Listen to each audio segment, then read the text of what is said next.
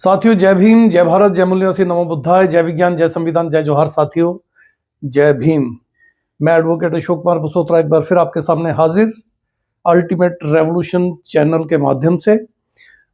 इससे पहले कि हम मुद्दे की बात पे आएं, आप सबसे निवेदन है, अगर आपने ये चैनल अभी तक सब्सक्राइब नहीं किया है तो कृपया कर लें, लाइक करें, शेयर करें, बेल आइकन दबाएं, ऑल का बटन दबाएं और कृपया इसे ज़्यादा से ज़्यादा अपने ग्रुप्स में और जानने वालों को भेजें। ये फुले शाहू अम्बेडकरी विचारधारा हर मूल निवासी बहुजन तक पहुंचाना आपका कर्तव्य है। इसमें हमारा साथ सहयोग करें। बहुत बहुत धन्यवाद। आते हैं साथियों आज के टॉपिक पे। आज हमने बाबा साहब के साथ जुड़े हुए एक महान व्यक्ति जिनका नाम छत्रपति शाहू जी महाराज है, उनके टॉपिक को चुना है। आइए साथियों, आपको अवगत कराते हैं छत्रपति शाहू जी महाराज का क्या रोल था बाबा साहब डॉक्टर भीमराव अंबेडकर जी के जीवन और उनके संघर्ष में। जैसा कि हम सब जानते हैं, 1916 से लेकर 1956 तक बाबा साहब डॉक्टर भीमराव अंबेडकर जी का संघर्ष का जीवन रहा है, सार्वजनिक जीवन रहा है, जिसमें उन्होंने स्ट्रगल की है।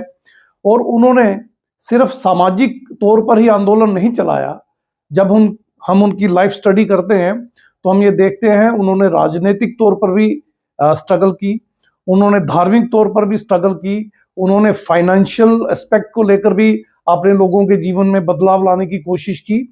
और तकरीबन ओवरऑल डेवलपमेंट जो है SC/ST की अप टू 1950 और उसके बाद OBC और माइनॉरिटी की भी बात उन्होंने की। इसी संदर्भ में यहाँ पर हम जिनका जिक्र कर रहे हैं उनका बहुत ही अहम रोल हमारे सामने आता है। छत्रपति शाहू जी महाराज कोल्हापुर के राजा थे और वो बड़ी देर से ये कोशिश कर रहे थे कि किसी तरह से SC/ST OBC, जिनको उस जमाने में टचेबल डिप्रेस क्लासेस और अनटचेबल डिप्रेस क्लासेस कहा जाता था, इनके उत्थान का काम किया जाए। चूंकि वो खुद शूद्र वर्ग से आते थे, कुर्मी कुंभी खानदान से आते थे, छत्रपति शिवाजी महाराज के खानदान से आते थे, तो ये चाहते थे कि अब हमारे लोगों को वो मौका मिलना चाहिए कि वो वापस शासनकर्ता जमात बने, उनके साथ हो रहा भेदभाव और अत्याचार समाप्त होना चाहिए। इसी संदर्भ में उन्हें जब ये पता चला कि बाबा साहब डॉक्टर भीमराव अंबेडकर जी विदेश से पढ़कर भारत में आए हैं और एक बार फिर वापस जाकर उन्होंने बैरिस्टर की पढ़ाई की है और यहाँ पर आकर उन्होंने अपने मिशन को आगे बढ़ाने के लिए बहुत से काम शुरू किए हैं, तो उन्होंने ये कोशिश की कि वो पूरी तरह से बाबा साहब के साथ खड़े रहें। कुछ एक चीजें आपके साथ साझा करना चाहता हूं जिनसे आपको पता चलेगा कि उन्होंने बड़े बड़े काम क्या किए। सबसे पहले तो उन्होंने 50% सीटें जो हैं अपने राज्य में आरक्षित कर दी SC/ST OBC के लिए। और वो सीटें सिर्फ जॉब में ही नहीं रखी, उन्होंने बाकायदा अगर कहीं दुकानों की अलॉटमेंट होनी है या कोई और गवर्नमेंट के लाइसेंसेस होने हैं, उनमें भी उन्होंने 50% आरक्षण रखा। इसके अलावा उन्होंने अलग से हॉस्टल्स बनवाए SC/ST OBC स्टूडेंट्स के लिए, ताकि उनमें एजुकेशन का भाव पैदा हो और एजुकेशन में वो आगे बढ़ सकें। इसके बाद बाबा साहब ने जब न्यूज़पेपर लॉन्च किया, और बहुत बड़े फाइनेंशियल क्राइसिस से बाबा साहब गुजर रहे थे, क्योंकि उस जमाने में भी न्यूज़पेपर निकालना या मीडिया का काम करना इतना आसान नहीं था। उसके लिए प्रिंटिंग प्रेस चाहिए थी, कुछ फंड्स चाहिए थे, पैसा चाहिए था। और जैसा कि हम सब जानते हैं, बाबा साहब की कम्युनिटी उस समय बहुत ही गरीब थी, एक एक पैसा इकट्ठा करके उनको स्ट्रगल करनी पड़ती थी। तो जब छत्रपति शाहू जी महाराज को ये बात पता चली तो 2,500 रुपया उन्होंने बाबा साहब को वो प्रेस चलाने के लिए दिया। आज ये अमाउंट सुनने में बड़ा छोटा लगता है, मगर 20वीं सदी के दूसरे दशक में अगर आप देखें तो ये एक बहुत बड़ा ह्यूज अमाउंट था, बहुत ज्यादा बड़ा अमाउंट था, जो कि बाबा साहब को बहुत बड़ा समर्थन या सपोर्ट करता था। इसके बाद बाबा साहब जब बैरिस्टर बनकर बाहर से आए, पढ़ लिख कर बाहर से आए और यहाँ पर स्ट्रगल करने लगे, तो छत्रपति शाहू जी महाराज ने एक बहुत बड़ी महारैली का आयोजन किया और अपने पूरे राज्य में रथ पर बिठाकर बाबा साहब को सारे राज्य में घुमाया और पूरे राज्य के लोगों को ये बताया कि एक बहुत ही होनहार व्यक्ति विदेश से पढ़ाई कर कर आया है और आने वाले कल का आपका सबसे बड़ा मसीहा, सबसे बड़ा उद्धारक बनेगा। यहां से ये पता चलता है कि छत्रपति शाहू जी महाराज की नजर कितनी तेज थी।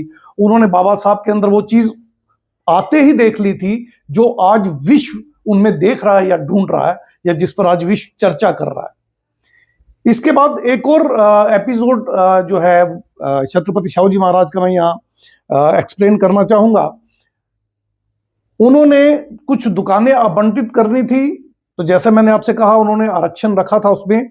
तो एक वाल्मीकि समाज, मुझे ये शब्द यही यूज करना पड़ेगा, इसके लिए माफी चाहता हूं अगर मैं कुछ और शब्द इस्तेमाल करूं तो हमारे इस समाज के भाई जो हैं वो नाराज हो जाते हैं। हालांकि उन शब्दों का कुछ और अर्थ है मगर उनको शायद मालूम नहीं, इसलिए वो नाराज हो जाते हैं। तो मैं यही शब्द इस्तेमाल करूंगा कन्वीनियंस के लिए, ताकि किसी को बुरा ना लगे। तो एक वाल्मीकि समाज के व्यक्ति को भी एक दुकान आवंटित कर दी गई। अब दुविधा ये थी कि अगर वो दुकान खोलता तो उसकी दुकान पे चाय पीने या कुछ खाने के लिए कोई क्यों जाता। वो एक अछूत था और सबसे निचले दर्जे पे अछूत माना जाता था, यानी वर्ण और जातियों की हायरार्की में वो सबसे निचले पायदान पे था। तो बड़ी ऑब्वियस सी बात है, अगर वो कोई भी काम धंधा खोलता, कुछ खाने पीने का खोलता, तो कोई भी वहां ना जाता। तो उसने दुकान नहीं खोली।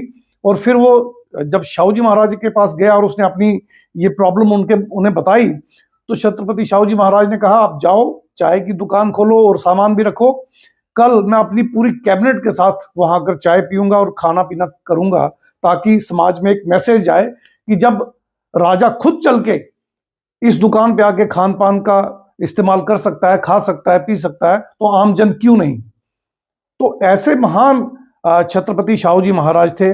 उन्होंने बाबा साहब का कदम कदम पर साथ दिया, हर तरह से उनका समर्थन किया, सपोर्ट किया। एक एपिसोड और मैं छत्रपति शाहू जी महाराज का आपसे साझा करना चाहता हूं, जिससे आपको पता चलेगा कि वो कितने इंटेलेक्चुअल थे और कितनी कमिटमेंट थी उनके अंदर।